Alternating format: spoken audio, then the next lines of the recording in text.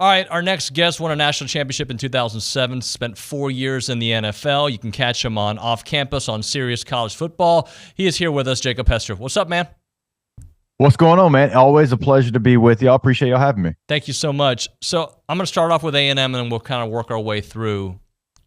I don't want to say are you surprised about what's happening at A&M, because it's kind of rinse and repeat what we've seen the last couple of years, but based on the changes that they made, are you surprised where we are right now with A&M?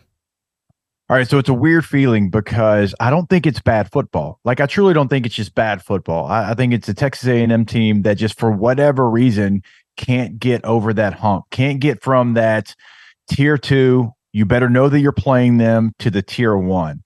And I don't know what's missing. You've tried to make changes, like you said. You bring in Bobby Petrino. I think the offense has looked better.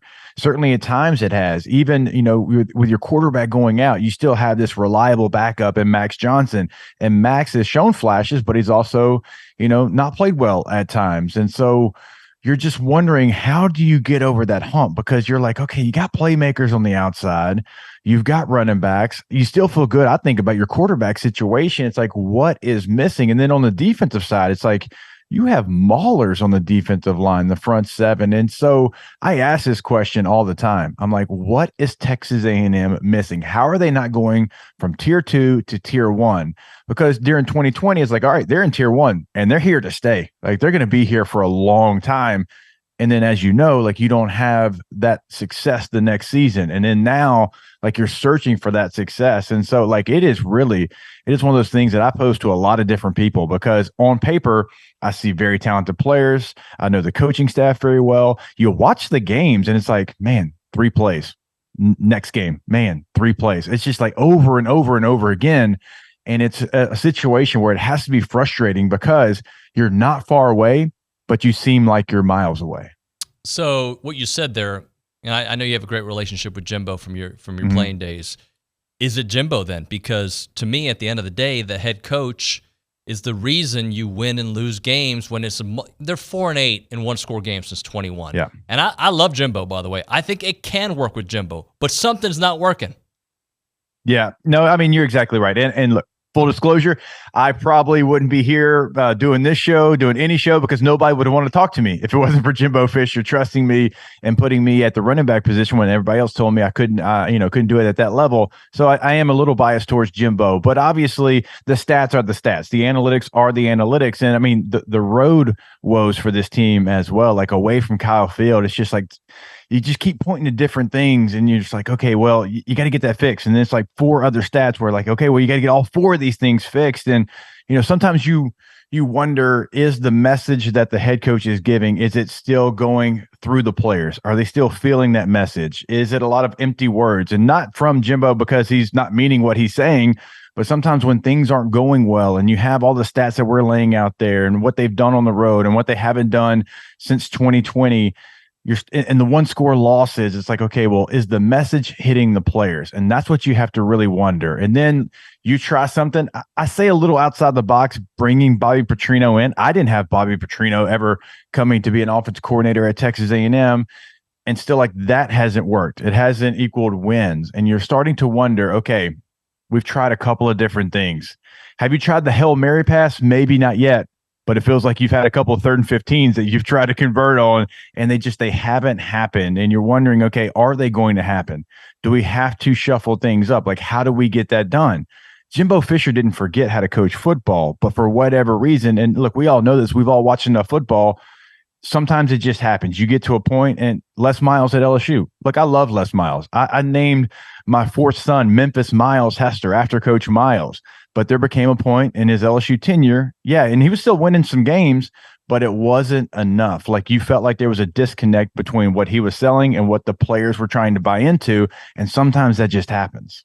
So do you think they can still make something of this season, considering the matchups against Tennessee and Alabama were really good defenses? There's always an excuse, right? There's always something to point at. But can they make something of this year, Jacob? Do you think they can? They still have games to have that opportunity, right? You still have to play LSU. You still have to play Ole Miss. Now, going on the road against LSU, that's going to be a very difficult game. And we know what that series kind of is. I mean, it has certainly turned into a thing. Ever since the 7 overtime game, that is something that both schools pay attention to at the end of the year. So it's a good and bad. It's a bad in the fact that you know what you have left on your schedule, but it's also a good knowing you have those opportunities. So we really won't know until the end of those opportunities. Like if you're playing an Ole Miss team, why can't A&M go win that game? Like some of the things that A&M does really well, certainly defensively, I think that's going to give Ole Miss some problems. And so I truly don't think that we will know until the end of the season. They're going to have those opportunities, but doomsday scenario is going to be, what if you lose to Ole Miss? What if you drop a game to LSU at the end? Like, what does that conversation become? Because we know the expectations in College Station. We know where they want to be.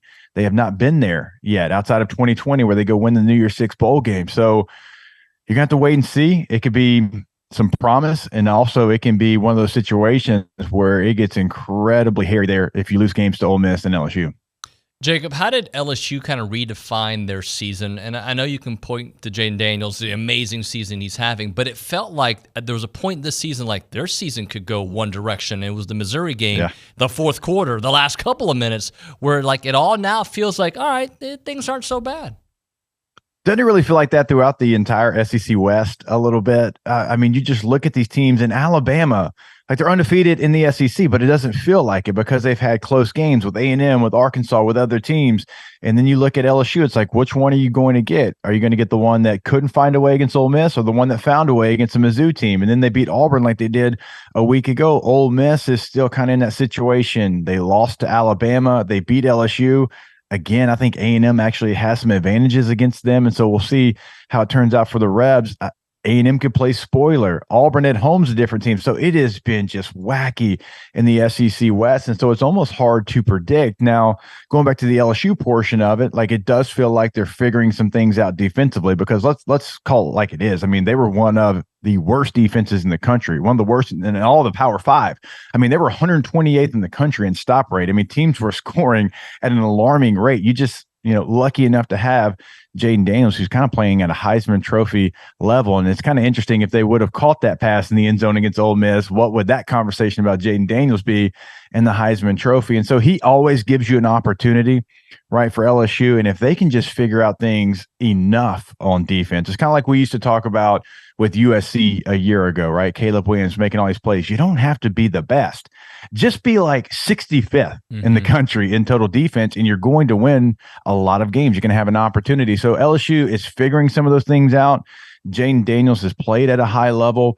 Like this last week against Auburn, I think that was big for him because remember last year, he would play bad in that game. He had like 80 yards passing, no touchdowns. The defense and John Emery really won that game for them. And so for him to go out there, have that game against that team, that's important. So some of the games where he struggled a year ago, I think you're seeing a different Jaden Daniels. And it's going to be interesting because the matchup against Alabama, that's not an awful one for LSU. Like I actually think that the Alabama matchup for LSU was better than the Ole Miss matchup for LSU. And I know that's wild to say considering how things have played out between Ole Miss and Alabama. So look, I expect chaos. There's going to be chaotic energy at the SEC West finish line. And I'm here for it though.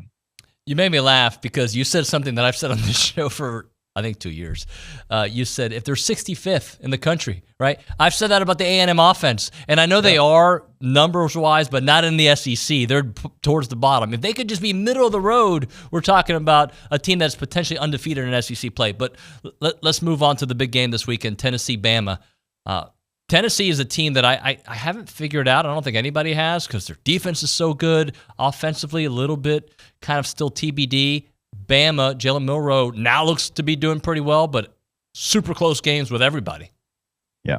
I think to really have an opportunity to beat Alabama, you have to be dynamic on offense. You do. And that defense is playing at a high level. I think the offense is doing just enough, but I just think if you can't score points against that team, you're going to have trouble. Like Texas is dynamic offense, right? And they came in Tuscaloosa and they took care of them. Like KJ Jefferson last week, like the offense might not be dynamic, but we have seen KJ Jefferson a handful of times just take over a game by himself and almost will his team to victory. He almost did it against LSU this year in Baton Rouge. And so like you have to have that. and I'm not sure Tennessee has that. In fact, I know Tennessee right now does not have that. Joe Milton has not been the quarterback that we saw. All the talk was about how far he could throw the football, but that doesn't really matter how far you can throw the football. You got to be able to go through your progressions, hit your open receivers. So I don't know that that's a great matchup for Tennessee. Now, running the football, they've been incredibly efficient. But if I'm Alabama, I am daring Joe Milton to have to beat me, right? And so I look at that matchup, and I think last year, why did Tennessee beat Alabama? Because they had Hendon Hooker, they had Hyatt, they had all these weapons where they could really outmatch them, and they could be that NASCAR pace, just go down the field. I don't see that from this year's Tennessee team. And so I look at some of the other matchups that Alabama still has, and I don't think this is going to be one that's going to be very difficult for them. And I know Tennessee just beat A&M. That's a better matchup, in my opinion, for them. Like, look at the way Florida treated Tennessee, right? So the SEC this year, to me, man, it is all about matchups. It is all about your style. Styles make fights, and it is showing in the East and the West this year so far. Jacob, great stuff, man. Thanks so much for joining us here. Absolutely. Anytime. Keep Luch in line. I know sometimes he can wander a little bit. Just keep him in line. You got it, man. Thanks again.